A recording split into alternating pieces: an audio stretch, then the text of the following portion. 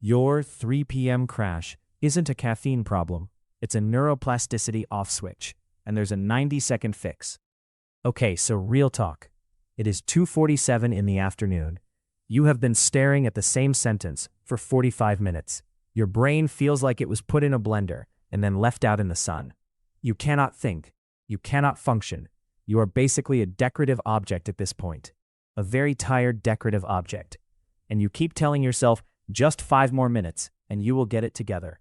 Bestie, that 5 minutes turned into an hour and a half last Tuesday. We remember. We were there. This is brain fog, and it is not a vibe. It is not quirky. It is not your personality. It is a neurological crisis happening in real time, and nobody is talking about how to fix it before it destroys your entire afternoon productivity. Until right now, because we are about to go absolutely feral with some science and fix your brain before the 3 p.m. slump even has a chance to touch you. Let us start from the top. Your brain is not broken, it is just stuck. And here's the chaotic little secret that neuroscientists have been screaming into the void for years. Your brain is neuroplastic, which means it can literally rewire itself, like physically change its structure and function based on what you do. That is not motivational poster energy, that is biology. Your brain is out here doing construction work every single day, and most people do not even hand it the tools. Brain fog happens because your prefrontal cortex, which is the part that handles focus, decision-making, and basically keeping you from sending unhinged emails, starts getting starved of glucose and oxygen. Your default mode network, which is the part that makes you daydream about absolutely nothing for 20 minutes, starts taking over. And suddenly, you are not thinking. You are just existing, barely. So here are 3 neuroplasticity exercises that are clinically studied, actually work, and take less time than doom scrolling for the 400th time today. Exercise number 1, bilateral stimulation breathing. This sounds extremely advanced, and it kind of is, but also it takes 3 minutes, so calm down.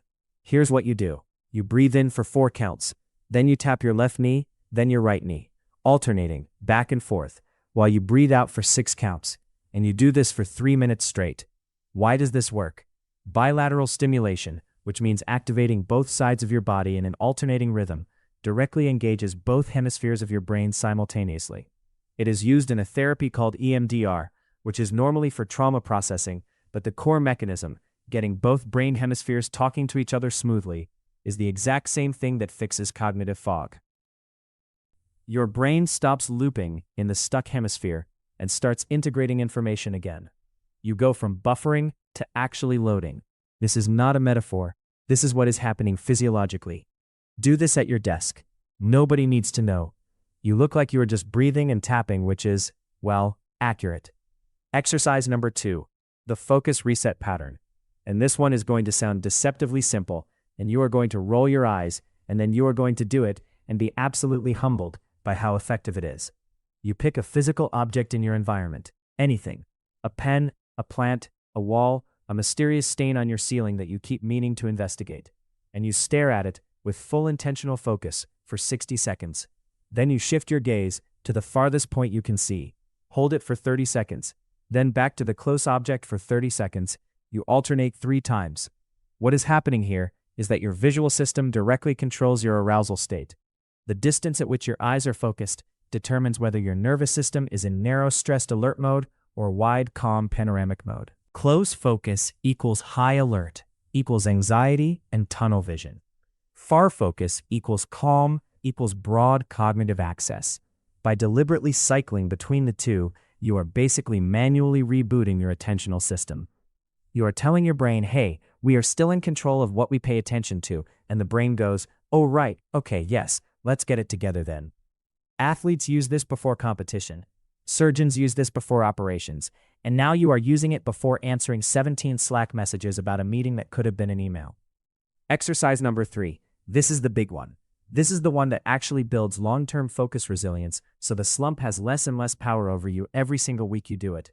It is called cognitive interleaving, and it sounds extremely fancy, and it is, but also it is free, and it takes 10 minutes. Here's the concept. Instead of doing one task until your brain gives up, you intentionally switch between 3 very different types of tasks every 90 seconds for 10 minutes total. Like, you spend 90 seconds doing a word puzzle or reading one paragraph of something difficult. Then 90 seconds doing something purely spatial, like sketching a random shape or organizing objects on your desk physically. Then 90 seconds doing something auditory, like humming a melody or listening to a 10-second clip of music and trying to identify the instruments. Then you cycle back. Why? Because each of those tasks activates a completely different neural network. Language networks, spatial networks, auditory processing networks. By rapidly cycling between them, you force your brain to stay in active switching mode instead of passive autopilot mode. And this active switching is what literally strengthens the connections between your prefrontal cortex and your attentional control circuits. Over time, with repetition, you are physically building better hardware for focus. Neuroplasticity is not magic. It is just repetition creating stronger pathways. And cognitive interleaving is essentially a workout routine for your attentional architecture. After 10 minutes of this, your brain is warm, it is switched on, it is ready. The 3 p.m. slump can try it and it will fail because you have already done the work. Now, here's where it gets interesting. Because these exercises are powerful, but there is a physical component to brain fog that they cannot fully address on their own. And if you are chronically fogged, if this is not just a bad afternoon, but like a daily pattern, there is something happening at the cellular level that you need to address. Chronic brain fog is deeply linked to magnesium deficiency, which sounds boring until you realize that magnesium is involved in over 300 enzymatic processes in your body, including literally every step of ATP energy production, which is what powers every single neuron in your brain. When magnesium is low, your neurons are firing with like 20% of their potential energy. You are running your brain on a nearly dead battery and wondering why you cannot focus. The specific form that crosses the blood-brain barrier most effectively is magnesium glycinate, and there is a reason this stuff has been going absolutely viral in the wellness space for the past 2 years. It is not hype. The research on magnesium glycinate for cognitive function, sleep quality, and anxiety reduction is genuinely substantial, and the absorption rate compared to regular magnesium is significantly higher, which means it actually gets where it needs to go. We are linking a highly rated magnesium glycinate supplement in the description. It is on Amazon. It is not some weird influencer brand. It is a clean formulation with verifiable third-party testing, and the reviews from people who are experiencing chronic afternoon fog are actually kind of unhinged in the best way. People are talking about it like it changed their lives, and like, it kind of can if magnesium deficiency was part of your problem all along, which for a significant portion of the population, it genuinely is. You pair the magnesium glycinate in the evening with these 3 exercises in the morning or early afternoon, and you are attacking brain fog from both directions, from the behavioral neuroplasticity angle and from the biochemical substrate angle simultaneously. That is a complete protocol. That is what we are talking about when we say restore focus before the slump hits. You are not reacting to the slump.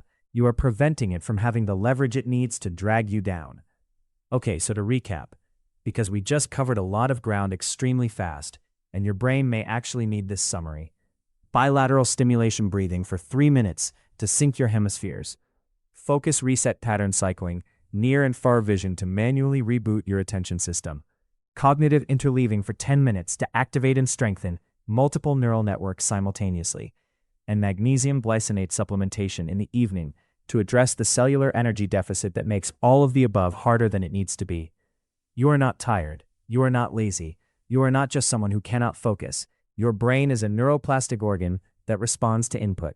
You have just not been giving it the right inputs. Start now, before 2:47 hits again. Link is in the description. Go get your brain back. This material is for educational and strategic purposes only. It does not constitute financial or medical advice. Consult qualified professionals before altering your structural routines.